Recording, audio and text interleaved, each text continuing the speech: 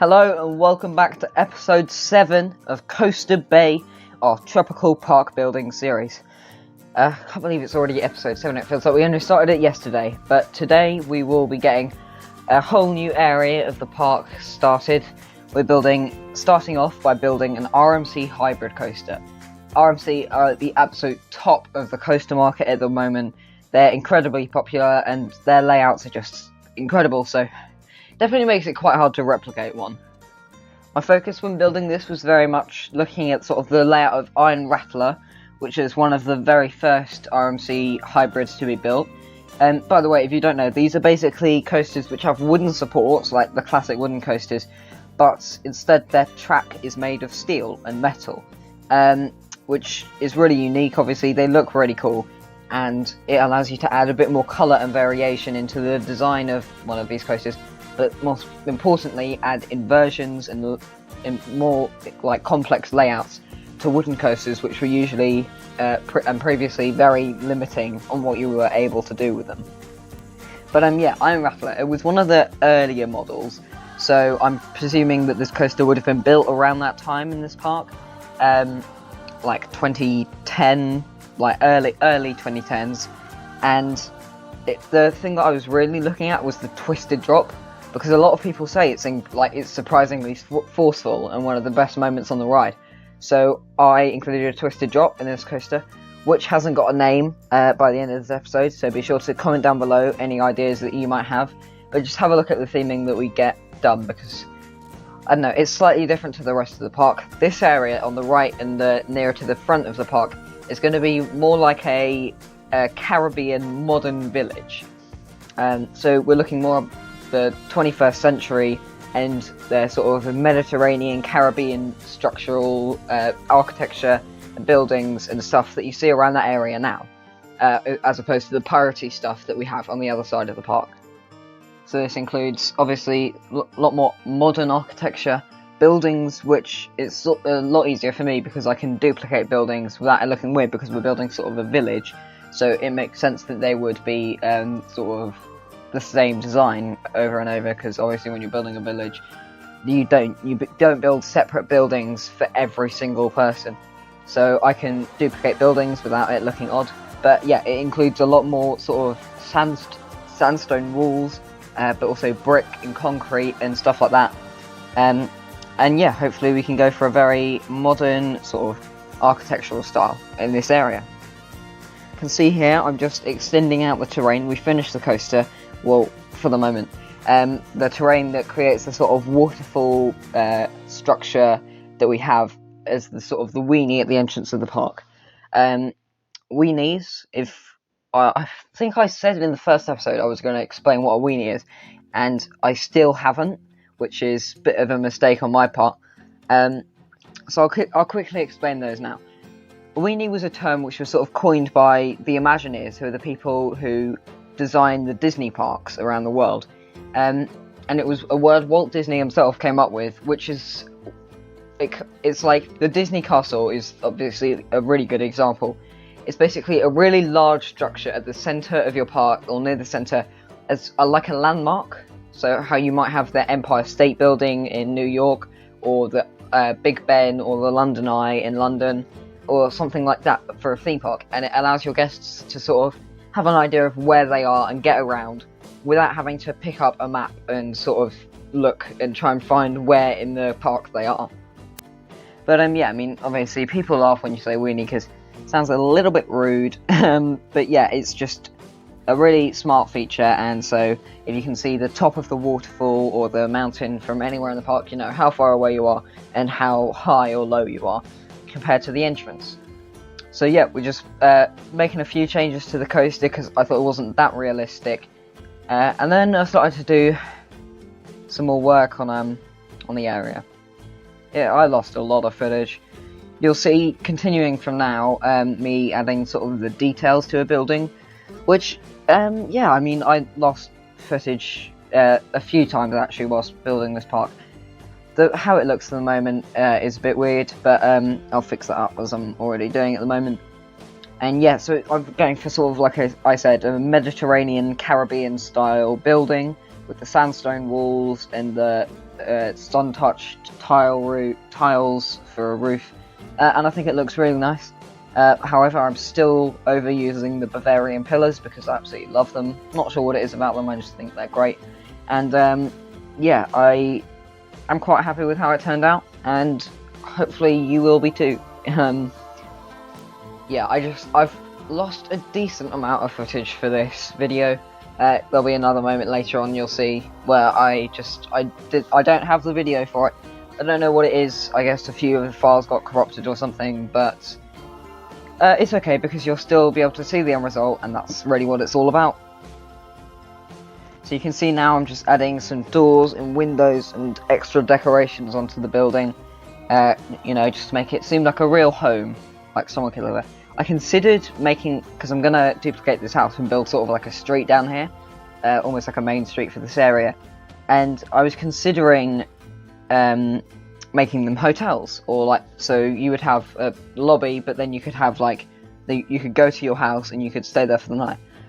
But I think this part isn't going to be massive because obviously Oswald Limit really brings down what you're able to do in a park, and I think that a hotel of this size and like this complexity just wouldn't really fit.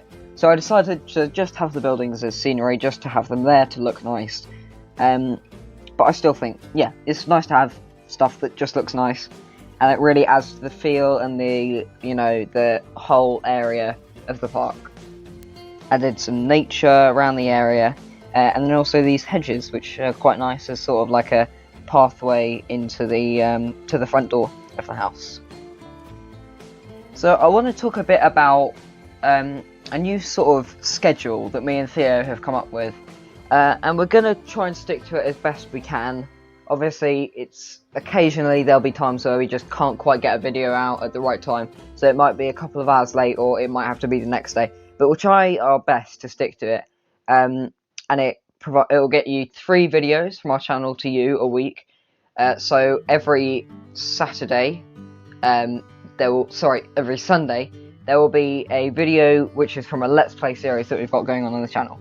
So at the moment it would be alternating between Coaster Bay and Thorpe Park, which are the 2 Let's Play series that we have going on at the moment. Thorpe Park is very new, there's only 1 episode on the channel so far, but hopefully that can continue, and yeah, we're really looking forward to keeping that series going and making it grow. And obviously Coaster Bay is the other one which you're watching right now, and I'm thinking, it's hard to know exactly how many episodes it's going to be. I'm thinking maybe 30, like max, but it may end up being less. I doubt it'll end up being more, just because of the Oswald limit and how much we tend to get done in each episode. So yeah, I mean, I don't know for sure, but yeah, I would say about 30 episodes for the series, and then we'll probably run the Thorpe one for a while. We might start another one during that, but probably not. I think we'll try and focus on it. And yeah, so every Sunday, stupid me, you'll get a Let's Play video. So basically Coaster Bay and Thorpe Park will be coming every other week now. Then on a Tuesday, it will be one of Theo's videos, so that will be roller coaster focused on real life. So it could be anything from videos like his Future of Roller Coasters videos, like why Velocicoaster is the next generation of roller coasters, or why SNS are the biggest innovators, to a ride review or a park review, or anything like that. And then on Friday, the 3rd video of the week, will be one of my coaster videos. So that could be, again, anything roller coaster related.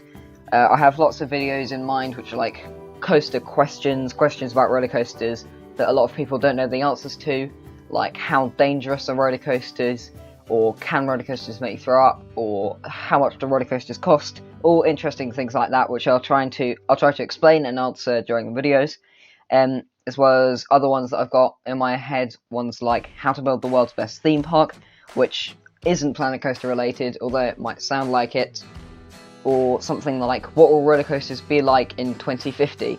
So just sort of thinking about what roller coasters might be like 30 years in the future, and how they might have changed, what innovations might have been made, and what the world of roller coasters could look like. But yeah, that's the schedule that we'll try and stick to, and hopefully you can enjoy. A quick update as to where we are. I've created some custom supports for the entrance area. A lot of these newer wooden coasters, newer hybrid coasters, sorry, they haven't got like supports all the way down to the ground. They've just got sections where you've just got a few wooden beams on top and metal eye-box beams. Just that's all holding you up. So similar to Zadra at Energylandia, on the 0G roll there, 0G stall, or the chain lift even, there is no supports all the way down. It just sort of follows the track underneath and looks a bit more like a steel coaster. I also changed the track colour because the red just didn't seem to fit, so I made it blue, so maybe consider that when you're trying to think of your coaster names. Then I also duplicated the house like I said I would and made sort of like a street, and did a bit of terrain work. And then I started work on this. I began work on sort of like a mini park area which you sometimes see in theme parks, and I also thought it fitted with the village style, but I lost the footage for that as well. I did say it would happen again later on in the video, but this is what I ended up with in the end. So I was really happy with how it turned out, and it was a bit of a shame when you couldn't see sort of what I did and how I created it, because I thought it was quite unique and, dare I say, smart. But you've got a roundabout here which is just made using basic shapes and fences. Yeah, and then you've got the sand pit over here which is wooden beams in terrain, and then you've got the sort of main area. You can go under there if you wanted, or you've got this climbing wall here with ropes and basic shapes, and then obviously the slide which you probably saw earlier, which is just made out of basic shapes. I'm not completely happy with how it looks. I think it's 50 pieces roughly in total, and yeah, it's absolutely massive. It looks really weird, but the pieces which are one size smaller just couldn't fit a human in. And then yeah, you've also got this area here where the coaster sort of dives through this house, so obviously no one could live in there because it's split in half. But yeah, I quite like the near miss that you get diving through there. I was really happy with it. So yeah, here's the main street, and you can sort of see the coaster going over the mountain in the background. You've got the custom supports here. I'll probably have a ride sign up there, because you've got sort of like this plaza area for the ride. And I'll build like a sign similar to Steel Vengeance or Fury 365 or anything like that. And you've got the queue here, and it looks a little bit odd there. I think I must have moved the track somewhere along the road after building the queue path. Stairs up to here, and let's have a ride on the coaster. Sort of talk about the layout as we go. You've got this slow double down here just to give you 2 little pops of airtime just before the chain lift. Then you go up here, speed this up. But then yeah, you get to the top of the chain lift and you get a nice twisted drop down, turning to the right. Get some good laterals and positives here, and you get this outer bank turn which gives you some airtime. It's a really unique RMC element. Turn here, in a 0G roll. Would like it to be a bit smoother, but can do that later on. Then you go into the 0G stall where you hang upside down, get some great hang time, go over the plaza. You turn around here and go into an airtime hill, and another airtime hill. Get loads of airtime on these coasters. You go into a wave turn, another wave turn through the house, you get the near miss, see some nice scenery in this area, and yeah, then straight into the brake run.